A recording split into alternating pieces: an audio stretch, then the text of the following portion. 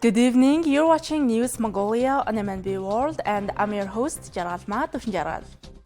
On the News Mongolia today, BBC presenter Sai King and International Fund for Agricultural Development highlights the climate resilience of Mongolian herders. The National University of Mongolia launches the TeacherStudent Startup 2025 program. Officials stress the need to amend the law on traffic safety. For the news, stay tuned.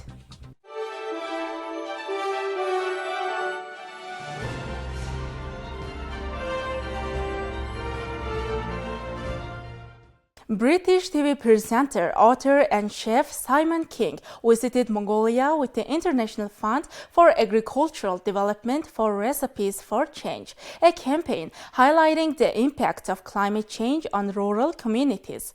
Filming for a campaign video took place from April 21st through 25th. The video is expected to premiere in June 2025, bringing Mongolia's unique story to a global audience. Simon King traveled to Mongolia's Khinty province to witness firsthand how local herders are adapting to harsh climate conditions while preserving their traditional lifestyle.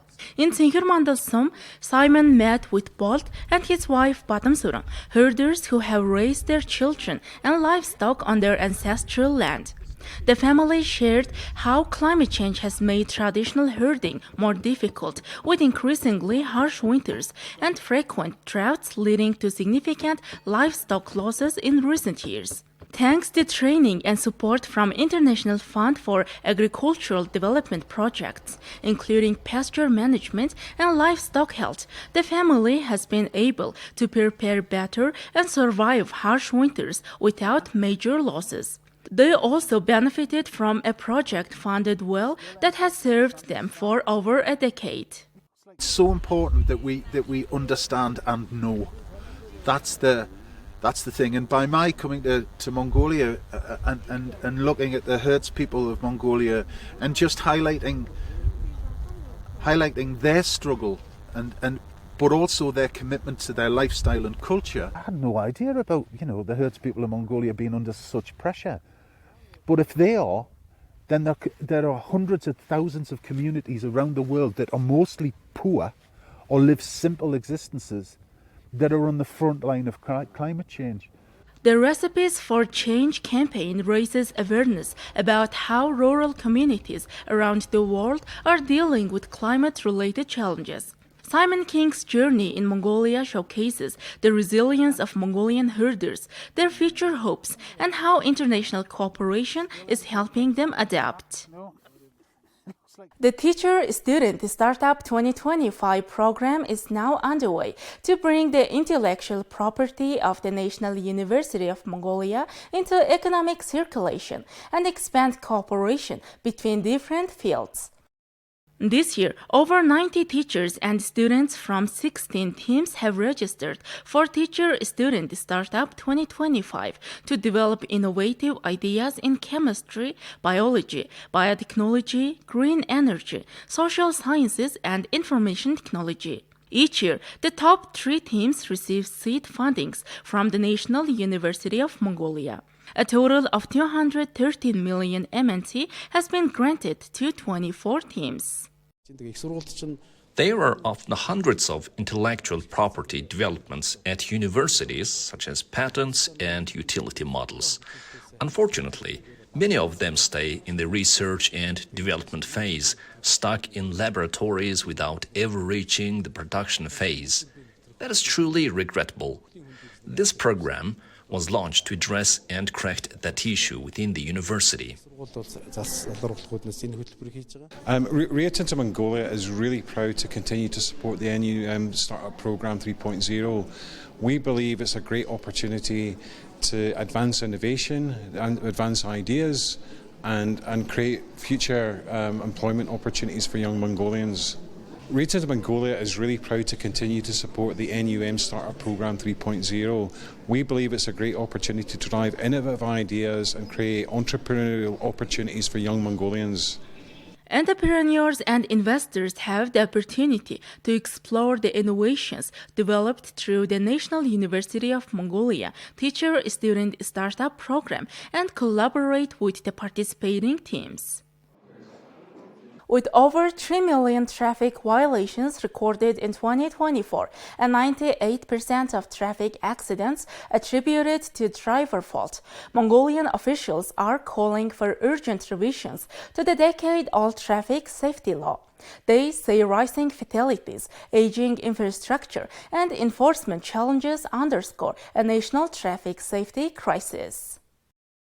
In 2024, the traffic police recorded over 3 million traffic violations. The majority resulted in penalties, with over 20,000 drivers having their licenses revoked. Given that there are about 2 million licensed drivers nationwide, it raises the question of whether nearly every driver has been involved in a traffic violation.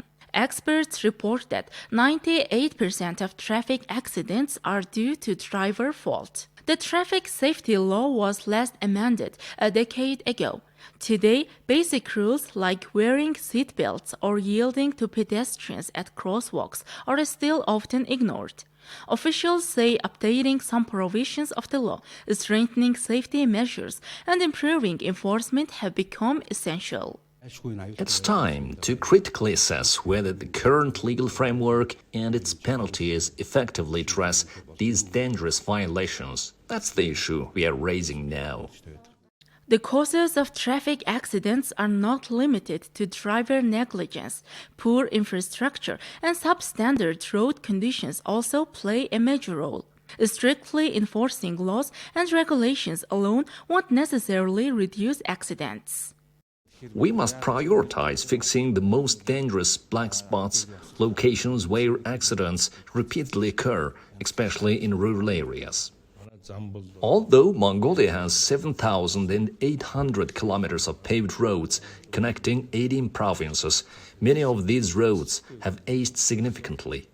With the increase in vehicles, expanding roads to 4 lanes has become an urgent need.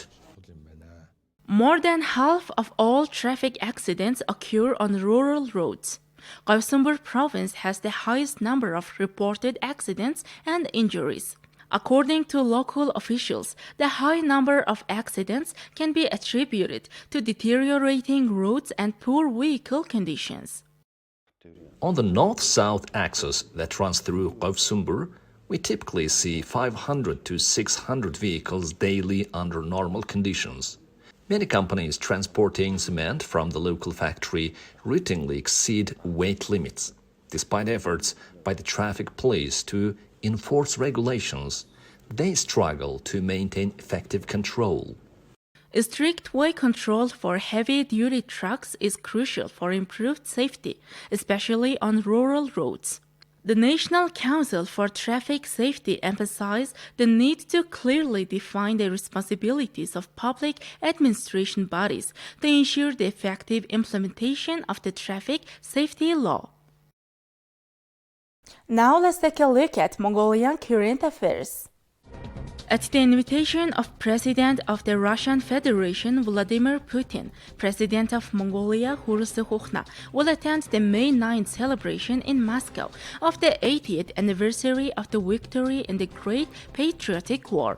President Hurulsukh and President Putin will hold an official meeting to discuss relations and cooperation between the two countries. On May 9th, President Hurulsukh will attend the Victory Day Parade at Red Square, along with other heads of state and high-ranking officials, and lay a wreath at the tomb of the unknown soldier in Alexander Garden.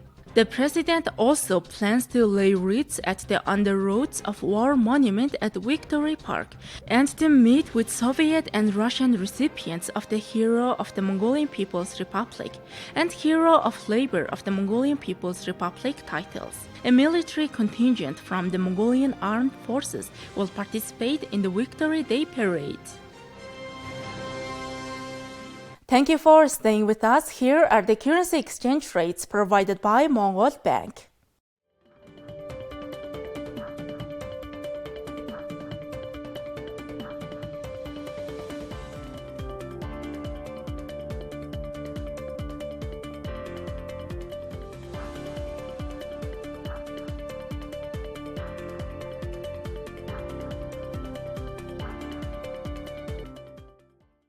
Next, our program will turn our attention to foreign news, partnered with international news agencies.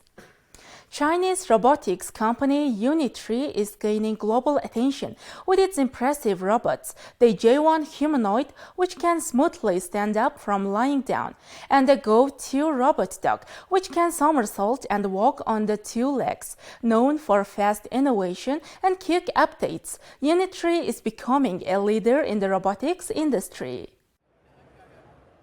Despite its success, Unitree is struggling with U.S. tariffs on Chinese tech, which are raising costs and disrupting access to key parts like sensors and semiconductors.